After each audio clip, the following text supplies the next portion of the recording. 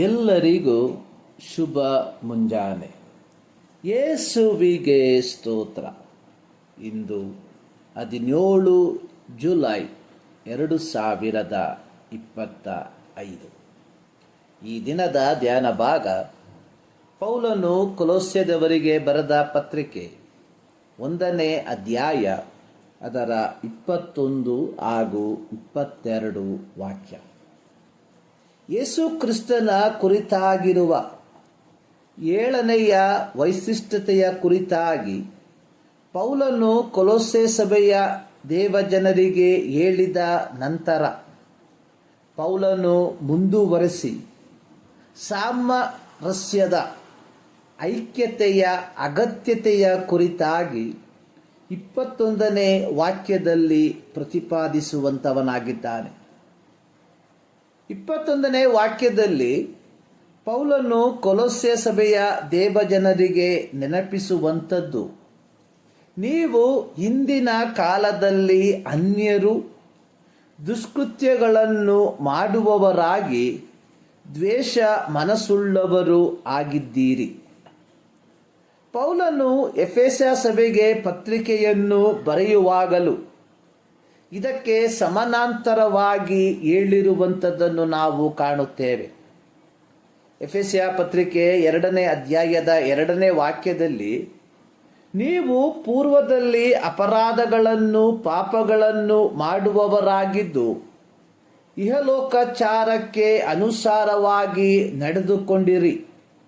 ಇದೇ ಅಧ್ಯಾಯದ 11ನೇ ವಾಕ್ಯದಲ್ಲಿ ಬರೆದಿರುವಂಥದ್ದು, ನೀವು ಜನ್ಮದಿಂದ ಅನ್ಯ ಜನರಾಗಿದ್ದೀರಿ. 12ನೇ ವಾಕ್ಯ, ನೀವು ಪೂರ್ವಕಾಲದಲ್ಲಿ ಕ್ರಿಸ್ತನನ್ನು ಸೇರದವರು ದೇವರನ್ನರಿಯದವರು ಆಗಿದ್ದೀರೆಂದು ಜ್ಞಾಪಕ ಮಾಡಿಕೊಳ್ಳಿರಿ ಎಂದು ಹೇಳುವಂತವನಾಗಿದ್ದಾನೆ. ಇಲ್ಲಿ ಪೌಲನು ಕೊಲೊಸ್ಸೆ ಸಭೆಯ ದೇವಜನರಿಗೆ ಹೇಳುತ್ತಿರುವಂಥದ್ದು, ನೀವು ಹಿಂದಿನ ಕಾಲದಲ್ಲಿ, ಅಂದರೆ ನೀವು ಎಪಫ್ರನಿಂದ ಸುವಾರ್ತೆಯನ್ನು ಕೇಳಿಸಿಕೊಂಡು ರಕ್ಷಣೆಯನ್ನು ಹೊಂದಿಕೊಳ್ಳುವ ಮೊದಲು ನಿಮ್ಮನ್ನು ದೇವರಿಂದ ದೂರವಿರಿಸಲಾಗಿತ್ತು. ಏಲಿನೇಟೆಡ್. ಗ್ರೀಕ್ ಪದ ಅನ್ನುವಂಥದ್ದು ಅಪೊಲೋಥ್ರಿಯೋ, ಅರ್ಥ ದೂರ ಸರಿಸಲಾಗಿತ್ತು, ಭಾಗವಾಗದಿರುವುದು ಅಥವಾ ದೇವರ ಸಹವಾಸದಿಂದ ಮತ್ತು ಅನ್ಯೋನ್ಯತೆಯಿಂದ ಹೊರಗಿಡುವುದು. ಆದಿಕಾಂಡ 2ನೇ ಅಧ್ಯಾಯದ 8ನೇ ವಾಕ್ಯದಲ್ಲಿ ಬರೆದಿರುವಂಥದ್ದು, ಏದೆನ್ ಸೀಮೆಯಲ್ಲಿ ಒಂದು ಉದ್ಯಾನವನವನ್ನು ಮಾಡಿ ತಾನು ರೂಪಿಸಿದ ಮನುಷ್ಯನನ್ನು ಅದರಲ್ಲಿ ಇರಿಸಿದನು ಎಂಬುದಾಗಿ. ಅದೇ ಆದಿಕಾಂಡ 3ನೇ ಅಧ್ಯಾಯದ 23ನೇ ವಾಕ್ಯಕ್ಕೆ ಬರುವಾಗ ಅಲ್ಲಿ ಬರೆದಿರುವಂಥದ್ದು, ಯೆಹೋವ ದೇವರು ಅವನನ್ನು ಏದೆನ್ ತೋಟದಿಂದ ಹೊರಡಿಸಿ ಬಿಟ್ಟನು.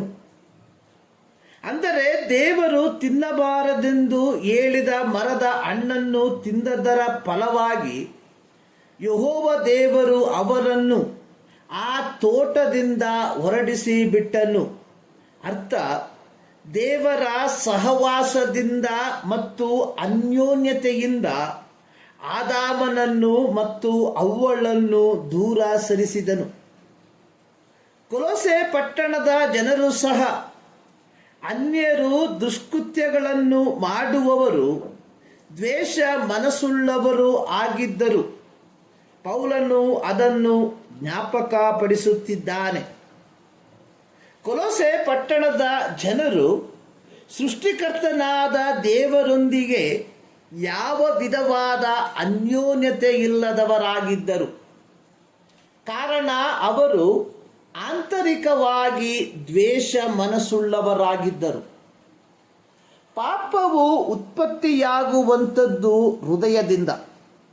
ಮತ್ತಾಯನು ಬರೆದ ಸುವಾರ್ತೆ 5ನೇ ಅಧ್ಯಾಯದ 28ನೇ ವಾಕ್ಯದಲ್ಲಿ ಬರೆದಿರುವಂಥದ್ದು, ಪರಸ್ತ್ರೀಯನ್ನು ನೋಡಿ ಮೋಹಿಸುವ ಪ್ರತಿ ಮನುಷ್ಯನು ಆಗಲೇ ತನ್ನ ಮನಸ್ಸಿನಲ್ಲಿ ಆಕೆಯ ಕೂಡ ವ್ಯಭಿಚಾರ ಮಾಡಿದವನಾದನು. ಪ್ರಿಯರೇ, ನಾವೆಲ್ಲರೂ ಯೇಸು ಕ್ರಿಸ್ತನನ್ನು ನಮ್ಮ ಹೃದಯದಲ್ಲಿ ಆಮಂತ್ರಿಸುವುದಕ್ಕಿಂತ ಮುಂಚೆ ದೇವರ ಸಂಸರ್ಗದಿಂದ ಹೊರಗಿದ್ದವರಾಗಿದ್ದೆವು. ಆದರೆ ಯೇಸು ಕ್ರಿಸ್ತನನ್ನು ಅಂಗೀಕರಿಸಿದ ಮೇಲೆ ನಾವು ದೇವರ ಮನೆಯವರಾಗಿರಲಾಗಿ ತಂದೆಯಾದ ದೇವರೊಂದಿಗೆ ಸಾಮರಸ್ಯದಲ್ಲಿ ಬಾಳ್ವೆಯನ್ನು ನಡೆಸುವಂತವರಾಗಿದ್ದೇವ, ಅಥವಾ ಈಗಲೂ ದ್ವೇಷದ ಮನಸ್ಸುಳ್ಳವರಾಗಿ ನಮ್ಮನ್ನು ನಾವೇ ಸೈತಾನನಿಗೆ ಮಾರಿಕೊಂಡಿದ್ದೇವ. ಈ ಮುಂಜಾನೆಯಲ್ಲಿ ಸರ್ವಶಕ್ತನಾದ ದೇವರು ಈ ಮಾತುಗಳ ಮೂಲಕ ನಿಮ್ಮನ್ನು ಆಶೀರ್ವದಿಸಲಿ.